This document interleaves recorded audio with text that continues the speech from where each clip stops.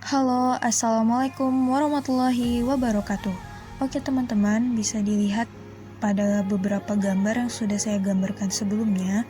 Di sini ada mobil yang melewati sebuah lintasan.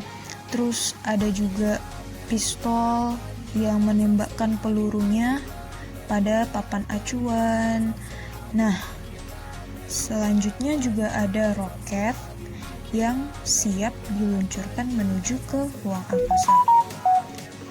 Nah, apa sih kehubungan dari ketiga gambar tersebut? Kira-kira materi apa sih yang akan kita bahas pada kesempatan kali ini? Nah, jadi ketiga dari gambar ini memiliki hubungan yang saling keterkaitan dengan materi yang akan kita sampaikan pada kesempatan kali ini, yaitu momentum. Nah, momentum. Sebenarnya apa sih momentum itu? Nah, sebelum kita membahas tentang soal-soal ataupun contoh-contoh lainnya, ada lebih baiknya kita paham dulu apa sih sebenarnya momentum itu. Nah, jadi momentum itu merupakan berada pada benda yang bergerak, dia pasti ada di sana. Contohnya kayak di mobil ini. Nah, mobil ini memiliki massa yang bersifat sebagai beban. Di sini tuh mobil ini kalau dia diam gitu aja, dia belum bisa dikatakan memiliki momentum. Namun, kalau mobil ini berpindah dengan kecepatan tertentu yang dilambangkan dengan V, lalu pada pistol yang menembakkan pelurunya pada papan acuan, di situ pistol dan peluru merupakan massa yang memiliki kecepatan tertentu peluru. Dan juga ada pada roket yang sebelum diluncurkan ke ruang angkasa, roket ini merupakan beban atau massa, di mana ketika roket diluncurkan ke ruang angkasa akan memiliki kecepatan yang disebut dengan V. Nah, dari sini kita bisa mengambil kesimpulan bahwa momentum itu adalah suatu kecenderungan dari suatu benda bergerak yang dipengaruhi oleh kecepatan atau kelajuan tertentu. Nah, pada kecepatan atau kelajuan tertentu. Nah, jadi momentum itu merupakan kecenderungan suatu benda bergerak pada kecepatan atau kelajuan tertentu. Dari sini saya mohon maaf kalau misalkan tulisan saya kurang bisa jelas dibaca, dan juga pada penyampaiannya mungkin masih belibet gitu ya. Soalnya juga baru permulaan untuk membuat video seperti ini.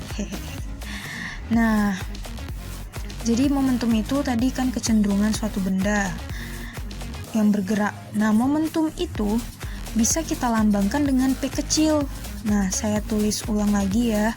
Persamaannya itu sebagai P sama dengan M dikali V, di mana M itu massanya dan V itu kecepatan, di mana M ini kan bergerak dengan arah yang sama dengan kecepatannya, maka besaran momentum ini merupakan besaran vektor. Nah, ini dia persamaan dari momentum. Dari sini, nah, bila momentum itu dia berbanding lurus sama massa dan kecepatannya, jika massanya itu besar, semakin besar gitu, maka hasil kalinya tuh diperoleh momentumnya itu juga semakin besar pula, karena kan momentumnya itu massa dengan kecepatannya itu berbanding lurus. Nah, selanjutnya kita akan membahas tentang hukum kekekalan momentum.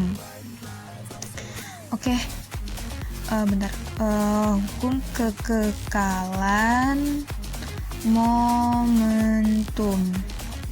Nah, hukum kekekalan momentum. Jadi momentum itu punya hukum juga ya kak? Punya banget dong. Momentum itu punya 3 hukum. Apa aja sih hukum-hukumnya? Nah,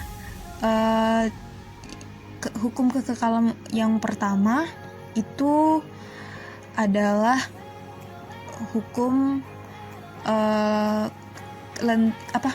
momentum lenting sempurna. Nah, apa sih kak momentum lenting sempurna itu? Nah, jadi momentum lenting sempurna itu kita bisa gambarkan pada sebuah partikel yang bermuatan massa berpartikel 1. Di sini partikel 1 ini kita anggap aja misalnya kayak bola ya, memiliki massa dan kecepatan. Dia bergerak menuju arah kanan. Sedangkan ada juga satu lagi partikel 2, bola 2. Dia sama-sama dilemparkan memiliki massa 2 dengan kecepatan kedua yang bergerak berlawanan arah dengan partikel 1. Nah, ketika itu terjadilah tumbukan. Ketika tumbukan terjadi, di sini keadaan bola 1 atau partikel 1 ini berbalik arah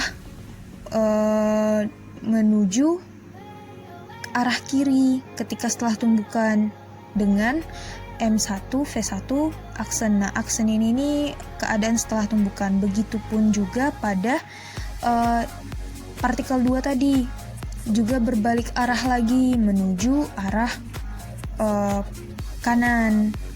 Nah, inilah yang disebut dengan lenting sempurna. Kedua-duanya itu sama-sama bereaksi gitu, sama-sama aktif. Nah, kita bisa menuliskan rumusnya, yaitu P1 tambah P2. Ini adalah kondisi awalnya, sama dengan P1 aksen tambah P2 aksen. Ini merupakan kondisi akhirnya. Nah, itu kita jabarkan M1 V1 tambah M2 V2 sama dengan M1 V1 aksen ditambah M2 V2 aksen. Nah, inilah persamaan umum kalau momentumnya itu lenting sempurna. Oke, ini yang pertama ya guys. Selanjutnya kita yang kedua. Oke, sorry ya agak kurang rapi ya, harap maklum aja. Nah, yang kedua ada namanya momentum lenting sebagian. Nah, apa sih kak momentum lenting sebagian ini? Jadi momentum lenting sebagian ini yang satu aktif, yang satu pasif gitu. Jadi misalnya ada partikel 1 atau bola 1, ini dia punya massa 1, dilambangkan 1 dengan kecepatan 1. Dia nih ibaratnya kayak temen datang main ke rumah gitu kan. Dia datang main ke rumahnya si 2, massa 2. Nah, si 2 ini dia lagi mageran nih, makanya V-nya nih sama dengan 0. Nah, si 1 nih ngajakin si 2 pergi, cuman si 2 mager. Nah, terjadilah tumbukan. Nah, ketika terjadi tumbukan, hasil akhir yang terjadi malahan si 1 ini tiba-tiba menjadi yang mageran. Jadi M1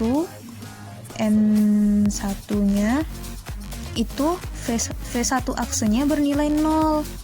Dan malahan kebalikannya si M2 nya ini yang malahan bergerak dengan V2 nya itu ada V2 aksen. Sehingga bisa kita tuliskan persamaannya yaitu P1 tambah P2 sama dengan P1 aksen ditambah P2 aksen, yaitu M1 V1 ditambah M2 V2 nya kan 0 sama dengan M1 V1 aksen, V1 aksennya 0 ditambah M2 V2 aksen. Karena 0 coret aja. Jadi M1V1 sama dengan M2V2 aksen. Nah, inilah persamaan umum kalau misalnya dia lentingnya sebagian. Cuman ini juga tergantung kondisi, guys. Nah, oke. Sampai sini udah cukup jelas lah ya. Nah, selanjutnya kita geser ke hukum kekekalan momentum yang terakhir, yang ketiga. Apa sih yang ketiga? Nah, yang ketiga itu adalah tidak lenting sama sekali. Nah, tunggu, tidak. Jelek banget dah tulisan aku. Ya. Nah, tidak lenting sama sekali ini misalkan ada sebuah satu partikel. Nah, si partikel satu ini terus nih emang aktif banget gitu ya. Memiliki M1 dan V1. Terus dia menghampiri si partikel 2, M2, V2-nya bernilai 0 karena dia mageran. Terus diusahakan ada tumbukan gitu kan. Cuman karena dia tidak lenting sama sekali, jadi si satu nih malahan ikutan barengan sama si 2. Nah, cuman pastikan karena si satu ini semangat banget kan, setidaknya setelah hasil tumbukan tuh pasti ada kecepatannya sedikit. Nah, jadi P1-nya itu nih V1 V aksen itu sama dengan V1 aksen sama dengan V2 aksen karena di situ M1-nya sama M2-nya itu nempel. Jadi kan P1 tambah P2 sama dengan P1 aksen tambah P2 aksen. M1 V1 karena kita tahu itu tadi 0, jadi kita bikin aja langsung sama dengannya.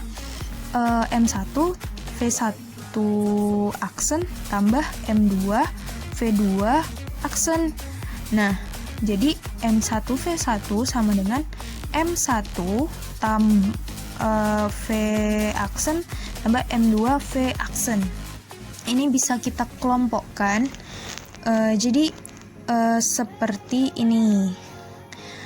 Hasil akhirnya M1 V1 sama dengan M1 tambah M2 V aksen. Nah, ini persamaan umum kalau dia tidak lenting sama sekali, guys. Jadi